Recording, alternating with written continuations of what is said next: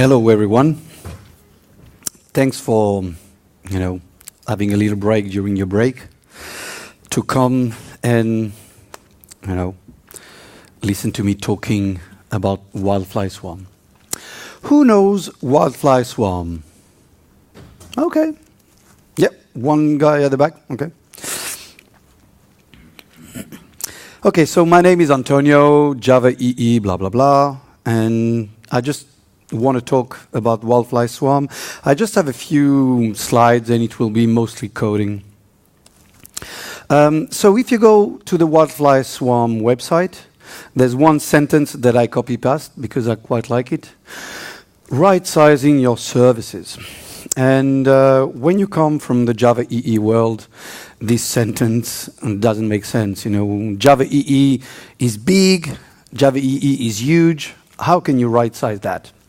Well, that's the challenge of WildFly Swarm, and I'm going to try to show you that, yes, we can right-size Java EE stuff. Let's start with a demo. Nothing better than a bit of code to show you.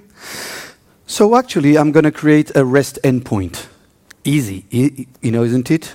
And I'm going to deploy it in WildFly 10. Let's do that.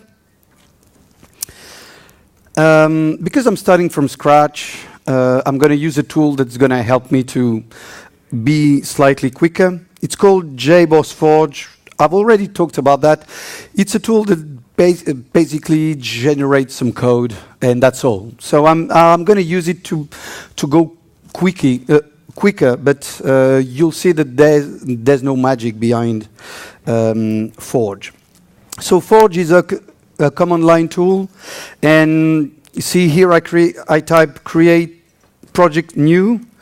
I give the name of the project. Let's call it DevOps UK, and I'm choosing a stack. So I have the choice between Java EE 6 and 7. So I'm going to go Java EE 7. And Forge just created a project for me. So I'm going to open this project in an IDE so you can see what's generated behind the scenes. So at this point, Jboss Forge just created an empty POM XML and a Maven structure. So the POM XML just says I'm using the Java EE7 API. Okay, that's all. And as I said, I want to create a REST endpoint. Thanks to Forge, I have a command saying REST new endpoint. So I go new endpoint. Again, I give it a name, hello endpoint. I give it a path, so hello. And you can even generate a method, a quick one for me, so I'm creating a get. Here it is. What has happened behind my back? Well, Forge created a hello endpoint. That's all. Nothing fancy. I don't even have a web XML or nothing. And here, so the method get just returns a string, and I'm going to append a date. So, things change a little bit. Java util date. This is a Java EE REST endpoint. How do we deploy that? Well, simple. I do Maven clean install. Maven creates a WAR file. So if I look at target, this WAR file is 3Ks. I just have my REST endpoint. And what do I do then? Well, I start up WildFly and I deploy.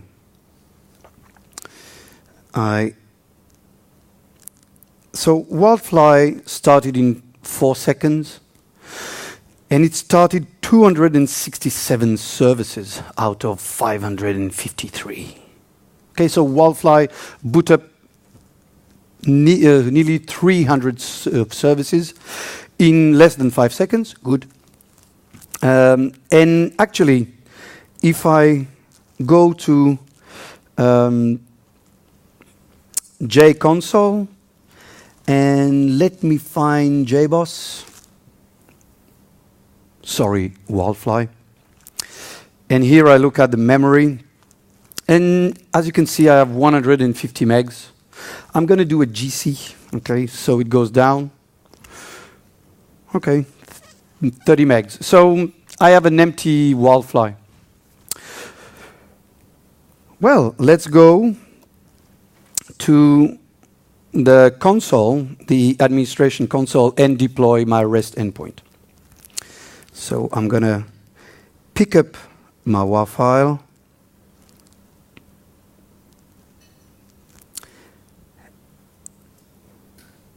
And, whoops, no, not the right one. I have a bookmark somewhere. No, I haven't. Local, and it goes to, yeah, hello.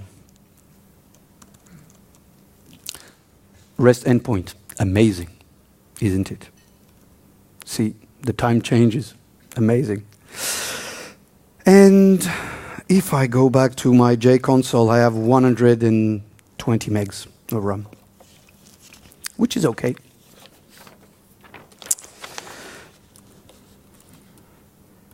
This is what we do. This is what we do in Java EE. We take our code, we package it in a WAR file, and deploy it in an app server. We've been doing that for 20 years. So we pour our code inside an app server. Big or small, you know, WildFly Swarm is small. WebSphere is maybe slightly bigger. What's big, what's small, I don't know, but that's what we do. Well, WildFly Swarm will help us to go the other way around. So an app server, you know that an app server is just bits and pieces. JPA and JAX-RS and CDI and EJB. This is just a jigsaw puzzle. So WildFly Swarm will pour the other way around. This is our REST endpoint. This is our code. And we're going to pour into a jar the bits that we need, the fractions that we need. We call that a fraction. WildFly Swarm call that a fraction. So WildFly Swarm is based on our good old WildFly, Jboss. And it's bundled with many, many fractions. Of course, you have all the Java EE fractions, but you have more. You have Netflix fractions and Spring and Swagger. So let's do that. Let's pour the other way around. So what I'm going to do is shut down WildFly. So JConsole is not happy about that.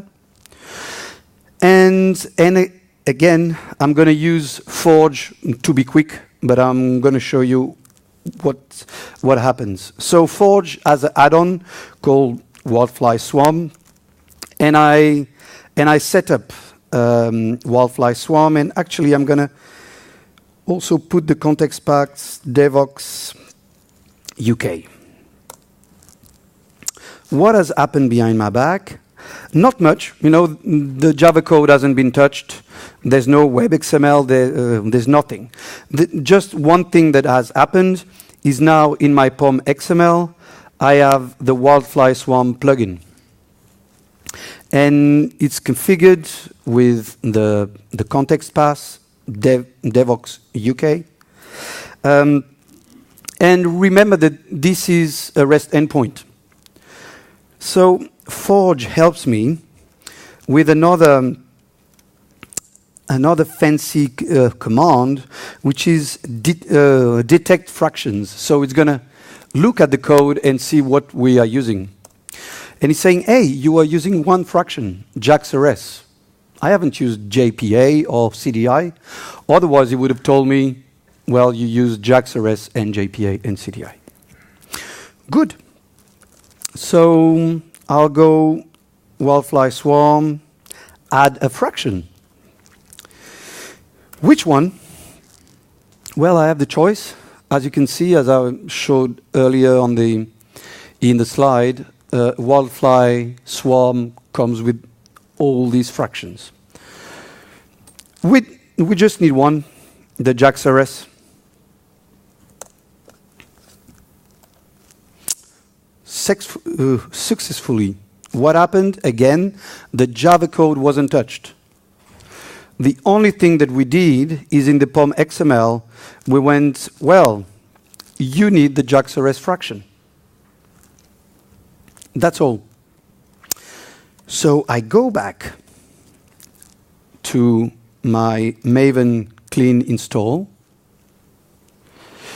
And now, ladies and gentlemen, WildFly Swarm has created a Uber jar. So, as you can see, I still have my WAR file, but then I have my Devox UK-swarm, and as you can see, it's not 3Ks long anymore. It's 48 megabytes. How do I run that? Well, just with a java.jar. So I execute the jar file. As you can see, WildFly is booting, Jboss. If you are a bit careful, you look that it actually started 63 services instead of the 300, and in 1.5 seconds instead of 5. And I can even open a new JConsole connection. The swarm is here. I can do the same thing. I can have a look at the memory. I can even perform a GC so I can, it goes down. And is it still working? Yes, it is. So what I've done is I've taken my JaxRS fraction, bundled it in my code, bang. And actually, let's have a look at what's inside this jar. So if I go to target, I have these 48 megabytes, so I can unzip it in structure. So I unzip it, and if I go to structure and do a tree, this is what this is the structure of our jar file. So sorry, it's a bit long, and you're going to know why. Because there's this,